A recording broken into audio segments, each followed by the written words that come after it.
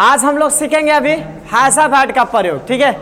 और ये सभी लोग ध्यान देंगे, ये हैज हैव हैड जितना हम लोग समझते हैं उससे कहीं ज़्यादा ये जटिल है, अर्थात इसके ज़्यादा प्रयोग हैं। हम लोग ज़्यादा से ज़्यादा ना यही सीखते हैं कि सर मेरे पास गाड़ी है और आपके पास कलम है, तो बस इतने दूर तक सीखते हैं हैज हैव हैड का प्रयोग। लेकिन आज हम जो है इस हैज हैव हैड में ज़्यादा दूर तक सीखेंगे, ध्यान रहे। अभी आपको हम कम से कम जो है 40 से 50 स्ट्रक्चर समझाने वाले हैं इस हैज हैव हैड का केवल।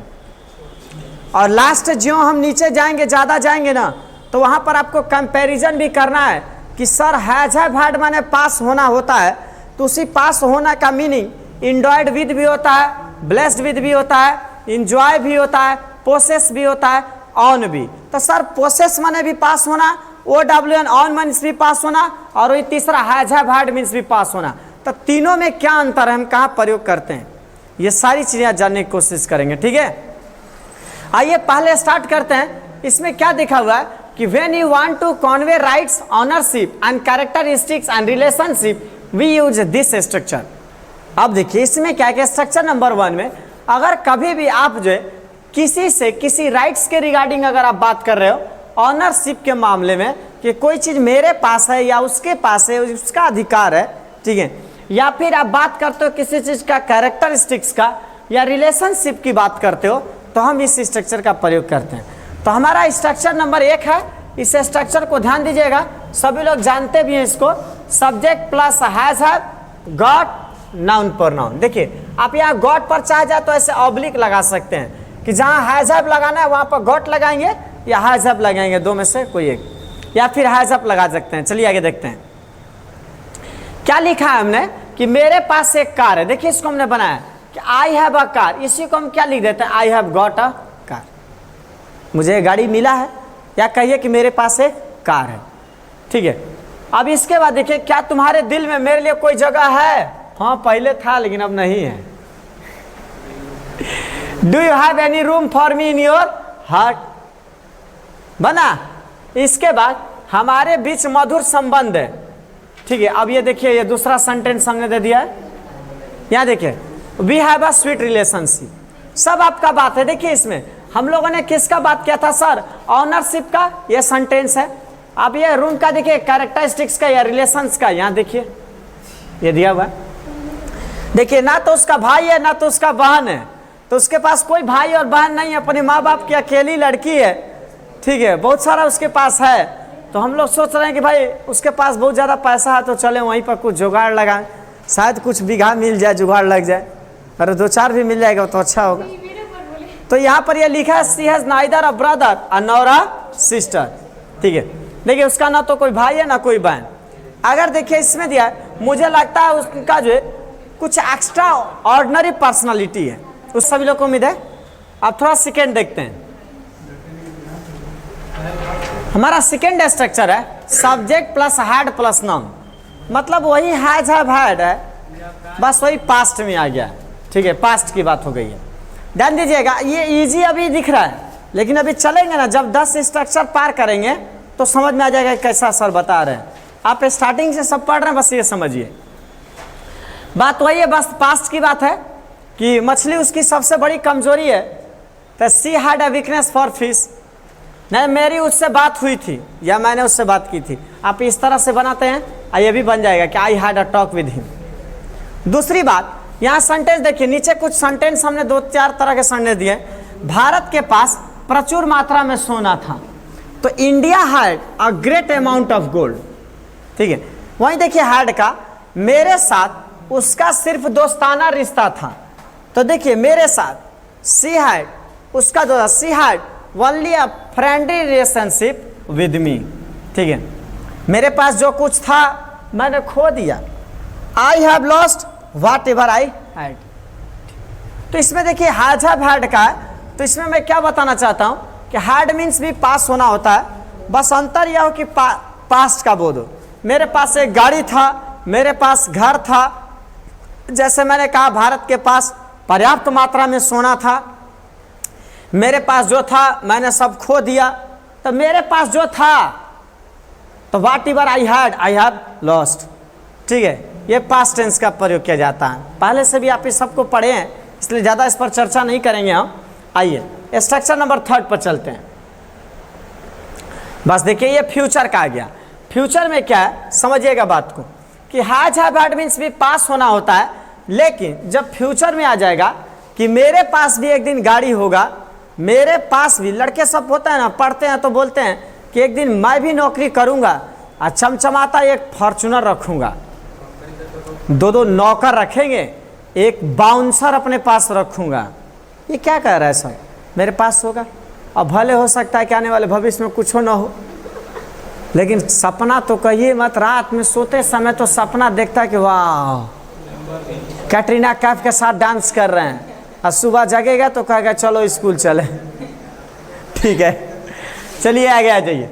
देखिए इसमें क्या लिखा है, एक दिन आपके पास भी सब कुछ होगा। सेंटेंस देखिए, एक दिन आपके पास भी सब कुछ होगा।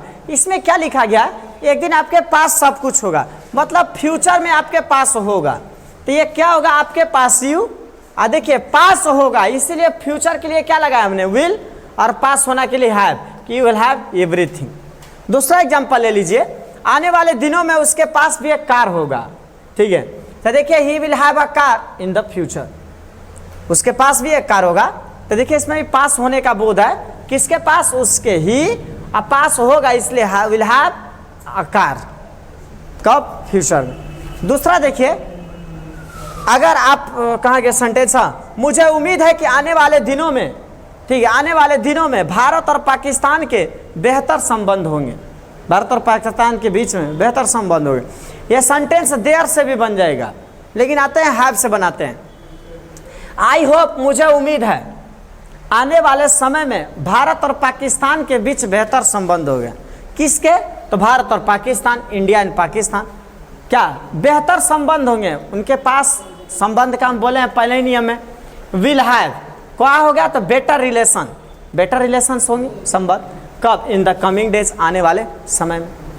अगला देखिए, अगर आप इस किताब को अच्छी तरह पढ़ेंगे तो आपको भी अंग्रेजी का बुनियादी समझ हो जाएगा, मतलब अच्छा समझ हो जाएगा। देखिए तो ये, अब देखिए पहले ये समझिए कि आपको अंग्रेजी का अच्छा समझ हो जाएगा, तो you will have a basic concept of English, आपके पास अंग्रेजी का पूरा बेसिक कॉन्सेप्ट हो जाएगा। कब, if you read this book thoroughly, अगर आप इस किताब को अच्छे से पढ़ेंगे। तीसरा एक ले लीजिए, तुम्हारा अपना हिस्सा होगा और मेरा अपना हिस्सा होगा, तुम अपना हिस्सा रखोगे और मेरे पास अपना हिस्सा होगा। ये जब ऐसा सेंटेंस आ जाए, you will have your share and I will have mine, लिख दीजिए, चाहे आई विल हैव माइन लिख दिया जाता, माइन नाउन नहीं लेता है, ऐसे छोड़ दीजिएगा, हो जाएगा। ठीक है, तो ये ऐसे हो जाता है, ये फ्यूचर के लिए हुआ। आ जाइए स्ट्रक्चर नंबर 4, थोड़ा चलते हैं। स्ट्रक्चर नंबर 4 थोड़ा आगे बढ़ते हैं, क्योंकि सभी को लग रहा होगा कि सर ये बहुत ही ईजी है, लेकिन हम इसीलिए थोड़ा फास्ट चल रहे हैं। इसमें क्या देखिए मिल रहा है, यही विल का जो है वुड लग गया है, यही विल का वुड लगा इस स्ट्रक्चर में। कब, जैसे किसी ने कहा कि उसने कहा था कि तुम्हारे पास एक गाड़ी होगा। अगर कोई कह दे कि उसने कहा था, तो उसने कहा था तो ही साइड, ये कहिएगा ना कि उसने कहा था कि तुम्हारे पास गाड़ी होगा, तो उसने कहा था कि तुम्हारे पास गाड़ी होगा, तो ठीक है। तो आई, अब मेरे पास गाड़ी होगा, तो पास होगा तो विल हैव लगना चाहिए, लेकिन इधर क्या लगा है, साइड, तो साइड लगा है, तो इसका मतलब क्या है, V2। अब इसी साइड लगने की वजह से आगे भी विल का क्या हो जाएगा, वुड, कि I would have a car. समझ गए मेरी बात, कि उसने कहा था। ठीक वैसे ही ये बात है कि उन्होंने कहा कि साल के अंत तक उनके पास एक कार होगी, तो उन्होंने कहा था, तो सी साइड, उन्होंने कहा था कि क्या उसके पास एक गाड़ी होगी। तो हम पास गाड़ी होगी, तो अभी कुछ देर पहले क्या सीखें कि कोई चीज पास होगी तो हम क्या लगाएंगे, विल हैव और शैल हैव। तो यहाँ में विल हैव लगाना चाहिए था, लेकिन नहीं, ये किस टेंस में है, पास्ट टेंस में, इसलिए विल का इधर पास्ट टेंस क्या होगा, वुड। समझ गया मेरी बात, बस ये स्ट्रक्चर थोड़ा बड़ा हो गया। मैंने कभी नहीं कहा कि मैं मतलब कि उसके जीएफ के साथ रिलेशन रखूंगा। वाह, ये जीएफ कुछ हम बड़ा सेंटेंस लिख दिया कि नहीं। तो I never said that I would have a relationship with him. लीजिए वहां से हट गया ये। यदि आपने प्रयास किया होता तो आपके पास भी सब कुछ होगा, अगर आप प्रयास करेंगे। तो इफ यू ट्राइड, अगर आप कोशिश करेंगे, यू वुड हैव एवरीथिंग, आपके पास भी सब कुछ होगा। चलिए ठीक है, उसी का पास्ट फॉर्म है ये। आगे बढ़ते हैं। स्ट्रक्चर नंबर 5, ये एकदम समझिए, चलिए एकदम स्पीड में, रुकना नहीं है, रुकना मना है। अब आ जाइए, मे हैव का दिया है, सेंटेंस का वैल्यू बढ़िया से देखिएगा।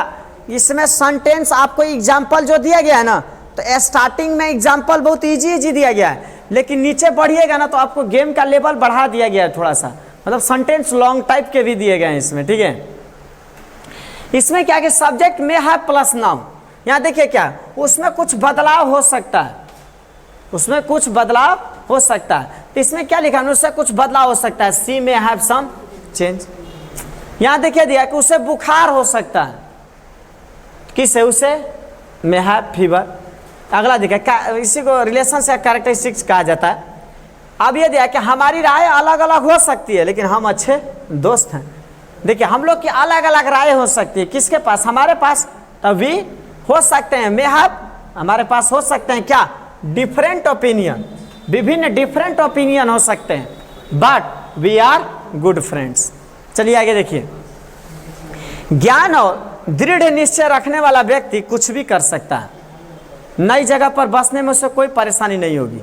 मतलब क्या कहना चाहते हैं हम, समझिएगा, वह व्यक्ति जिसके पास जानकारी और दृढ़ संकल्प हो, वह व्यक्ति कुछ भी कर सकता है और कहीं भी नई जगह पर सेटल हो सकता है, उसे कोई दिक्कत नहीं होगी। अब हम लोग को लंदन में भी सेट होना हो तो हम लोग को थोड़ी इंग्लिश की जानकारी है, तो हम लोग को कोई दिक्कत नहीं है। अब कुछ करने का अगर क्षमता है तो कोई भी व्यक्ति कुछ भी कर सकता है, कहीं उसको दिक्कत नहीं होगा। और जो व्यक्ति जानते हैं किस्मत के भरोसे बैठता है, ये ध्यान दीजिएगा, जो व्यक्ति किस्मत के भरोसे बैठता है ना, कि हमें किस्मत आए, कि किस्मत हमारे साथ नहीं दे रही है, किस्मत एक दिन चाह जाएगी तो ऐसा हो जाएगा, किस्मत ही एकदम पूरी तरह से मेरी टूट गई है, फूट गई है, रूट गई है, वह व्यक्ति कबो नहीं आगे बढ़ता है। अपने कर्म पर भरोसा रखिएगा और इससे काम लीजिएगा ना दिमाग से, समझिए और जगह जीत है, ठीक है। बनाइए, अ मैन हैविंग नॉलेज, देखिए a man having knowledge and a strong determiners, मतलब कि स्ट्रॉन्ग डिटर्मिनर्स और नॉलेज वाला व्यक्ति, बोला कि नॉलेज टू डू समथिंग, करने वाला व्यक्ति, may not have any difficulty settling down at a new place. Sentence बड़ा कर दिए हम, बस बड़ा क्या किए हैं, तो देखिए ये चीज़ें हम बढ़ा दिए हैं, ये चीज़ें हमने सब्जेक्ट बढ़ा दिया है कि स्ट्रॉन्ग डिटर्मिनेशन, और ध्यान दीजिए स्ट्रॉन्ग डिटर्मिनेशन और अच्छा जानकारी रखने वाला व्यक्ति, कहीं पर भी उसे नई जगह पर सेटल होने में दिक्कत नहीं हो सकती है। मैंने इसी चीज़ को बढ़ा दिया, फ्रेज को आप कहिए चाहे सब्जेक्ट को कहिए, मैंने बढ़ा दिया। अब बच्चों को ये दे दिया जाए तो वर्ड को रीअरेंज करने में क्या हो जाते हैं, कंफ्यूज हो जाते हैं, ठीक है। समझिएगा, आगे चलते हैं। देखिए इसके बाद मे हैव का प्रयोग देख लिए कि सर कोई चीज़ हो सकता है, तो मे हैव का प्रयोग पॉसिबिलिटी, ग्रेट पॉसिबिलिटी के लिए होता है। कि अब ग्रेट पॉसिबिलिटी का मतलब मेरा पूरा संभावना है कि अगली बार हमारी गाड़ी हो सकती है, पूरा संभावना है कि हम लोग के पास 4000 सब्सक्राइबर और मिलियन जो है व्यूज़ हो सकता है। स्ट्रॉन्ग डिटर्मिनेशन कहिए चाहे स्ट्रॉन्ग पॉसिबिलिटी कहिए, मे हैव का प्रयोग हुआ। स्ट्रक्चर नंबर, कुछ नहीं लग रहा है कि स्ट्रक्चर नंबर 8 टाइप उधर से उधर हो गया है। चलिए हाँ, ये थोड़ा सा मैथ गड़बड़ होगा, स्ट्रक्चर इधर का उधर हो जाएगा। चलिए इसमें क्या दिया कि शुड हैव का प्रयोग देखते हैं। इसमें भी सेंटेंस देखिएगा, इसमें भी सेंटेंस आपको बहुत अच्छा अच्छा दिए हैं। देखिए यही सीखना है कैसे सेंटेंस लिखे जाते हैं, और कहीं लिखे हो तो मीनिंग कैसे निकालें। ये पूरे लॉन्ग टाइप के सेंटेंस आपको दिए जा रहे हैं, यही सीखना है, ठीक है। देखिए क्या लिखा हमने इसमें शुड हैव दिया है, तो शुड हैव का मतलब क्या होता है, कोई चीज़ पास होनी चाहिए। जैसे हमारे पास गाड़ी होनी चाहिए, हम टूर घूमना चाहते हैं तो हमारे पास पैसे होने चाहिए, हमारे पास भी एक गाड़ी होनी चाहिए। टूर घूमने जा रहे हैं तो कुछ गैस सिलेंडर या फिर होता है ना पिकनिक मनाने वाले रेसरीज सब होनी चाहिए। तो कोई चीज़ पास होना चाहिए, तो इसके लिए आप कह सकते हैं कि सच कोई चीज़ पास होना चाहिए, उसके लिए इसका प्रयोग होता है, ठीक है। जैसे ध्यान दीजिए कि शिक्षक जिस विषय को पढ़ा रहे हो उसे उनका अच्छा जानकारी होनी चाहिए। शिक्षक जिस विषय को या जो पढ़ा रहे हो उसे उनका अच्छा जानकारी होनी चाहिए। तो शिक्षक जो पढ़ा रहे हैं उनको अच्छा जानकारी होनी चाहिए, तो उनको का मतलब टीचर को, तो teacher should have a clear concept, शिक्षक को पूरी जानकारी होनी चाहिए किस चीज का, of what they are teaching, वे जो पढ़ा रहे हैं। समझ गए बात। दूसरा एग्जांपल ले लीजिए, नियोक्ताओं का मानना होता है, जो नौकरी देता है लोग ना, नौकरी देने वाले, तो नौकरी देने वाले ये मानते हैं ना कि हमारे पास अधिकार होनी चाहिए, हमें अधिकार होनी चाहिए कि जब हम चाहे जिसको नौकरी से निकाल दें, जिसको चाहे उसको रख लें। तो देखिए एम्प्लॉयर्स बिलीव, एम्प्लॉयर्स ये मानते हैं कि they should have the right to hire and fire at will, कि अपनी इच्छा से उनको निकाल दीजिए चाहे रख दीजिए। अगला ध्यान दीजिए, ये सेंटेंस दिया है कि आदमी और औरत, पुरुष और महिलाओं को शिक्षा और रोजगार में बराबर का अवसर मिलना चाहिए, चाहे बराबर का अवसर उनके पास भी होना चाहिए, पुरुष और महिला दोनों के पास। तो किसके पास बराबर अवसर होना चाहिए? पुरुष और महिलाओं को। तो देखिए मेन एंड वुमेन पास होना चाहिए, शुड हैव, पुरुष और महिलाओं को होना चाहिए, क्या होना चाहिए? इक्वल एक्सेस, बराबर का अवसर होना चाहिए। किस चीज के लिए? टू एजुकेशन एंड एम्प्लॉयमेंट, शिक्षा और रोजगार के लिए। लड़की लोग को तो कितना भी दे दीजिए अवसर, लेकिन वो लोग नहीं बन सकती है, वो लोग कभी नहीं बन पाएगी। वो लोग सोचिएगा कि लड़की लोग बन जाए, डीएम एसपी कलेक्टर बन जाए, नहीं, वो एक दो अपवाद में बन गई, बाकी सबका वो भविष्य में तय रहता है। टाइम से खाना बना देना और समय से कपड़ा साफ कर देना और शाम को आयरन करके अलमीरा में रख देना है। ठीक है, फिक्स है। आगे चलिए, कॉल सेंटर में नौकरी की तलाश कर रहे उम्मीदवार, देखिए यही सब्जेक्ट है, पूरा सब्जेक्ट है। कॉल सेंटर में नौकरी की तलाश कर रहे उम्मीदवार को अंग्रेजी का अच्छा जानकारी होना चाहिए। Candidates looking for jobs in call centre, किसका पे सोचिए, इसमें सोचिएगा कि सर बहुत बड़ा सेंटेंस है, कैसे बनेगा? सब्जेक्ट पता करिए, किसके पास अंग्रेजी का अच्छा जानकारी होना चाहिए? कॉल सेंटर में नौकरी खोजने वाले उम्मीदवार को, तो यही ना, the candidates looking for jobs in call centre, जज का पास होनी चाहिए, शुड हैव, क्या होना चाहिए? तो a good knowledge of English, अंग्रेजी का अच्छा जानकारी होना चाहिए। तो शुड हैव का प्रयोग पास होना चाहिए के लिए लगेगा, ठीक है, कोई चीज पास होना चाहिए। इसके बाद देखिए मस्ट हैव का देखते हैं। मस्ट हैव का इसमें देखिएगा, मस्ट हैव में क्या लिखे हैं कि कोई चीज अपने पास अवश्य होनी चाहिए।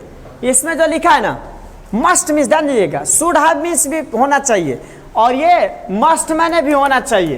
तो आप कहिएगा सर ये बताइए, आप कह रहे हैं कि शुड मीन्स भी पास होना चाहिए, मस्ट मीन्स भी पास होना चाहिए, तो दोनों में अंतर क्या है? तो शुड हैव या शुड सजेशन के लिए होता है और ये नेसेसिटी दिखाता है। नेसेसिटी का मतलब जरूरी। अगर कह दें बिहार के गांव-गांव में स्कूल होना चाहिए, तो शुड लगाइएगा कि मस्ट, चूंकि it shows a necessary work, अवश्य स्कूल होना चाहिए। हर चौक चौराहे पर पुलिस बल होनी चाहिए, मस्ट लगेगा, यही रीड करना है, ठीक है। अब देखिए आपके पास एक कार होनी चाहिए, तो ये जरूरी दिखाया जा रहा है। भैया आप इतने बड़े सेलिब्रिटी हैं, इतने बड़े व्यक्ति हैं, तो आपके पास क्या होनी चाहिए? एक कार होनी चाहिए। इसके लिए you must have a car.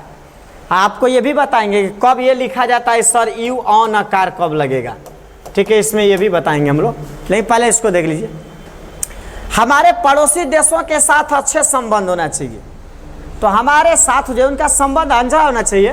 ये देखिए we must have good relation, हमारे अच्छे संबंध होने चाहिए पड़ोसी देशों के साथ, विद आवर नाइबरिंग कंट्रीज, पड़ोसी देशों के साथ, ठीक है। आगे देखिए, हमें किसी के प्रति कोई द्वेष नहीं रखना चाहिए, हमारे पास कोई द्वेष नहीं होना चाहिए। We must not have any grudge, कोई द्वेष नहीं होना चाहिए। किसको नहीं होना चाहिए? हमें। वी अवश्य नहीं होना चाहिए ये चीजें, मस्ट नॉट हैव, क्या नहीं होनी चाहिए? एनी ग्रज, कोई भी द्वेष किसी के अगेंस्ट, अगेंस्ट एनी वन। अगला दिया है समाज के हर वर्ग के, समाज के हर वर्ग को शिक्षा का अधिकार होना चाहिए या शिक्षा का अवसर मिलना चाहिए, उनके पास भी होना चाहिए। किसको? तो समाज के हर एक वर्ग को। तो every section of the society, society के हर सेक्शन वर्ग मस्ट हैव होना चाहिए क्या? अवसर टू एजुकेशन, शिक्षा का। अगला देखिए, लोगों को चाहे वो किसी भी जाति, धर्म, पंथ, किसी भी जाति या धर्म के हो, सभी को जो है अवसर की समानता मिलनी चाहिए, सबको अवसर मिले, बराबर बराबर अवसर सबको मिले। People irrespective of their caste, creed, religion, किसी का वो, सबके पास इक्वलिटी ऑफ अपॉर्चुनिटी होनी चाहिए, सभी को पास जो है बराबर जो अवसर होना, सबको समानता मिले अवसर में। ये नहीं कि एक को अवसर मिला दूसरे को अवसर नहीं मिला, ठीक है। हाँ, अवसर बहुत खराब चीज़ है, ये ध्यान दीजिएगा, लाइफ में बार बार नहीं मिलती है। अभी ज़िंदगी ने हमें 10 क्लास में पढ़ रहे हैं हम लोग, 12 में पढ़ रहे हैं हम लोग, तो ज़िंदगी ने हमें मौका दिया है, हम चाह जाएं तो 10 में बेहतर कर सकते हैं, एक दिन हम भी नाम बना सकते हैं। ठीक है, अब इस समय को हम ऐसे ही बेकार में गंवा दें तो समझिए आप अवसर गंवा दिए। ठीक है, आपको ज़िंदगी मौका दी थी लेकिन आपको दिखाई नहीं दिया। 12 में पढ़ेंगे आप तो अवसर मिल गया कि नहीं हम बेहतर कर सकते हैं, मेरा रिजल्ट बेहतर आ जाएगा, तो बहुत सारी जगह पर सिलेक्शन हो जाएगा। तो वक्त और वह अवसर मिला है। अभी भी जिन बच्चे ना शुरुआत से 2 चीज़ें देखिए, 2 बच्चों की ज़िंदगी 2 ही पर सिधरती है, या तो नौकरी कर ले हो या व्यवसाय बिजनेस कर ले हो। तो जो बच्चा अपने आप को शुरू से ना नौकरी की ओर ढाल रहा है ना, तो समझिए उसको नौकरी ही मिलेगा। और जो बच्चा अगर सोच रहा है केवल पास होने के लिए पढ़ रहा है कि किसी तरह से मेरी डिग्री निकल जाए, किसी तरह से मैं पास हो जाऊं, तो समझिए वो किसी तरह से पास ही होगा, उसके सिवा और कुछ हो नहीं सकता।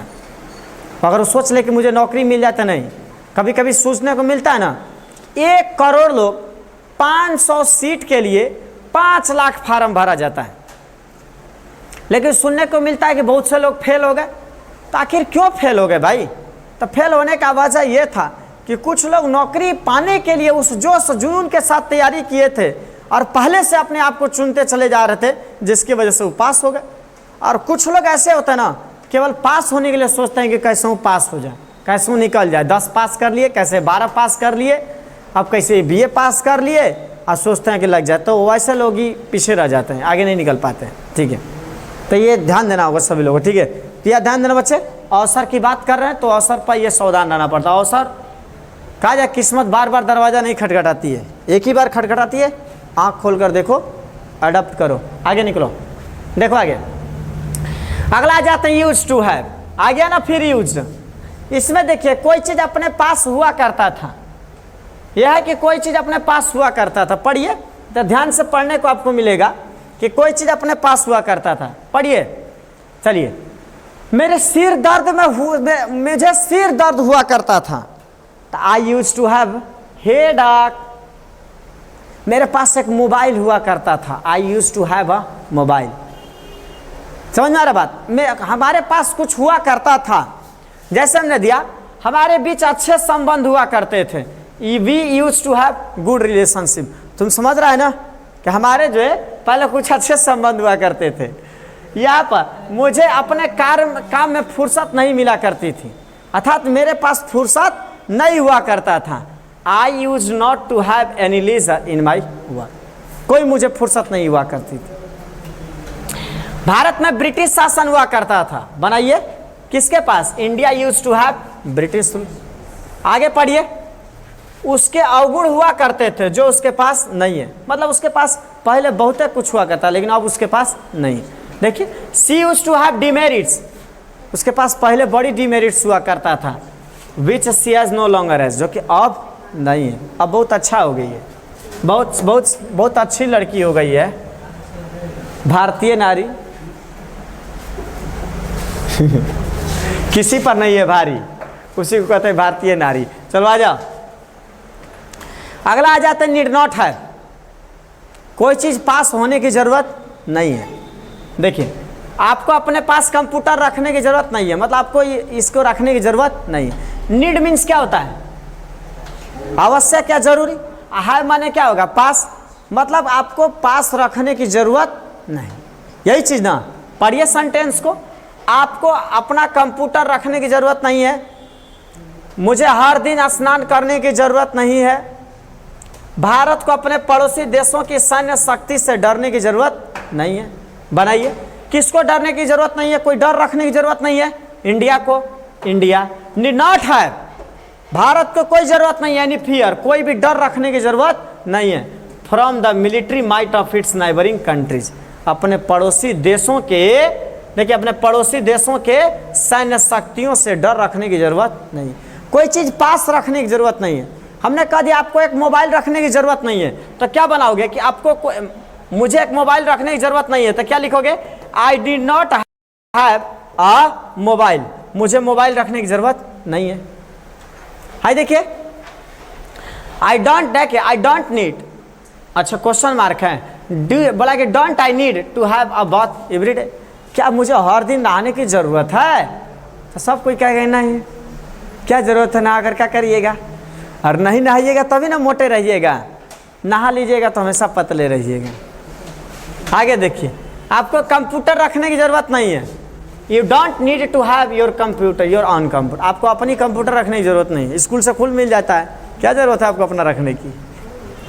ठीक है, चलिए आइए स्ट्रक्चर, नेक्स्ट स्ट्रक्चर देखते हैं। स्ट्रक्चर नंबर 15 आ गए जी हम। देखिएगा स्ट्रक्चर नंबर 15 कि हम लोग हैज़ हैव हैड का ना पूरा डिटेल्स पढ़ रहे हैं। डिटेल्स में जानते हैं सबसे ज़्यादा बेनिफिट क्या होता है, कभी हम अधूरा जानकारी नहीं रहेगा, पूर्ण जानकारी रहेगा, राइटिंग के लिए भी और कहीं लिखा रहता है तो सही मीनिंग निकालने के लिए। स्ट्रक्चर नंबर 14 में क्या दिए हैं, इसमें क्या देखने को मिल रहा है, तो आपको मिल रहा है is are am to have. तो is are am to have का मतलब कोई चीज़ अपने पास होने वाली है, चाहे कोई चीज़ अपने पास होना जरूरी है। जैसे उसके पास एक साइकिल होने वाली है, तो उसके पास वह एक साइकिल, उसके पास एक साइकिल होने वाला है या वह एक साइकिल रखने वाला है, ये ध्यान दीजिएगा, एक साइकिल होने वाला या रखने वाला। तो वह एक साइकिल लेने वाली है, तो she is to have a new cycle. ठीक है, दूसरा उसके पास एक नई साइकिल होगी, she will have a new cycle या she is going to have a new cycle. दूसरा राकेश नहाने वाला है, हो गया ना, आ गया ना। मैं यही ना बोल रहा था कि कोई चीज़ अपने पास होने वाला है, Rakesh is about to have a bath. अगला देखिए,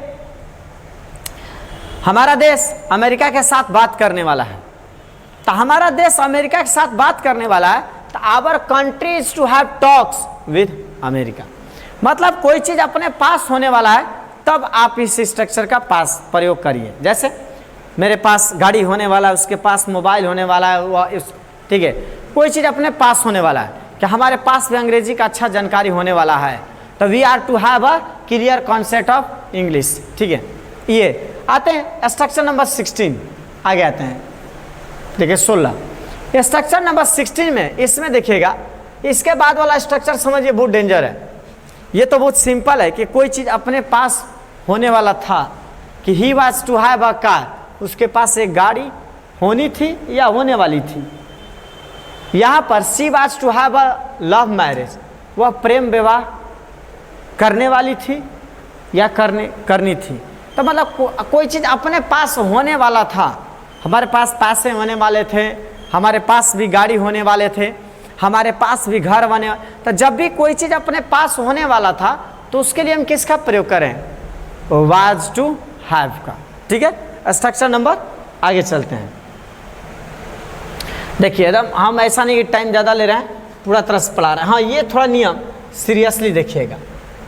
कोई चीज़ अपने पास होने वाला था पर नहीं हुआ। हमारे पास एक मोबाइल होने वाला था, मैं आपको एक सेंटेंस देता हूँ कि हमारे पास, मैं इसको ऐसे समझा देता हूँ, ठीक है, हमारे पास एक मोबाइल होने वाला था, हमारे पास एक मोबाइल होने वाला था पर नहीं हुआ। इसको देखिए, हमारे पास एक मोबाइल होने वाला था पर नहीं हुआ। तो कोई चीज़ अपने पास होने वाला था पर नहीं हुआ, तो किसके पास, तो हमारे पास, वी पास होने वाला था, were to have, we were to have, हमारे पास होने वाला था, क्या देखिए होने वाला था पर नहीं हुआ, उसी के लिए हमको क्या लगाना है, had, we were to have had a mobile. देखिए वाह, क्या अच्छा मतलब सेंटेंस है। देखिए बहुत डेंजर नियम है, बहुत से लोग ना इसका मीनिंग ही नहीं समझ पाते हैं।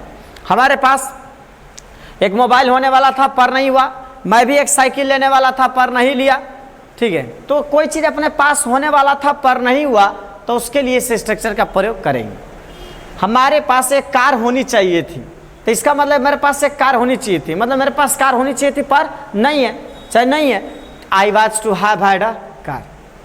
जैसा बोल रहा हूँ उसको ध्यान दीजिएगा, ठीक है।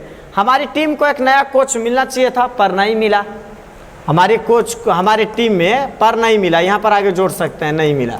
तो हमारे पास जो है, चाहे हमारी टीम के पास एक नया कोच होने वाला था पर नहीं हुआ, तो उसके लिए भी our team was to have had a coach. मेरी बात को ध्यान से समझिएगा, उसका ऑपरेशन होने वाला था, ठीक है, ऑपरेशन होने वाला था, तो she was to have had a operation पर नहीं हुआ। Were you to have a tenant, आप किराएदार क्या आप किराएदार रखने वाले थे पर नहीं रखे? तो हाँ नहीं रखे। तो इसका भी देखिए, were you to have had a teenage. मतलब ये समझिए, इस स्ट्रक्चर का प्रयोग कब करेंगे? जब भी कोई सेंटेंस आ जाए जिस सेंटेंस में कोई चीज़ पास होने वाला था पर नहीं हुआ। जैसे मान लीजिए हम भी प्रेम विवाह करने वाले थे पर नहीं किए। I was to have had a love marriage, बन गया। हमने कहा कि भारत पाकिस्तान के साथ बात करने वाला था पर नहीं किया, तो India was to have had a talk with Pakistan, बन गया। मैं एक नया मोबाइल लेने वाला था पर नहीं लिया। मतलब कोई चीज़ अपने पास होने वाला था या किसी के पास, मतलब कोई चीज़ पास होने वाला था पर नहीं हुआ, तो उसके लिए हम इस स्ट्रक्चर का प्रयोग करेंगे। ठीक है, आगे बढ़िए। इसके बाद देखते हैं